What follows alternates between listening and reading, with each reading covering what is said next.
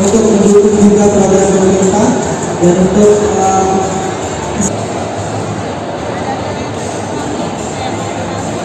Petan mama kesini aja udah banyak kok orang, biar asal yang penting bawa KTP. Oke. Di Prabumlai udah nyoba gitu ya nanya? Udah nanya, tapi bilang belum, kata ini baru PNS, baru polisi lah, anggota polisi, tentara lah, pokoknya yang namanya PNS duluan. Nanti untuk rakyat tunggu aja sebentar ibu, dia bilang gitu. Saya nanya puskesmas, tanya ke RT RW, ya daftaran, nama saya udah catat, tinggal tunggu panggilan. Mungkin lewatin bulan 3, tapi anak saya udah gak sabar yang di Palembang. Yang di luar kota juga pada ngomong, udah mak berangkat deh mak, Palembang aja lah dulu.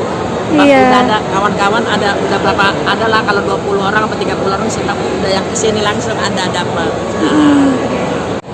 Kesehatan tuh, mencegah virus COVID kan, mencegah. Nggak takut disuntik gitu? Nggak takut. Oke. Belum divaksin? Udah ada makan, tadi pagi udah. Oke. Tadi kesininya diantar atau di apa? Diantar, ntar pulangnya dijemput, lagi nunggu. Oke. Lagi nunggu di depan. Oke.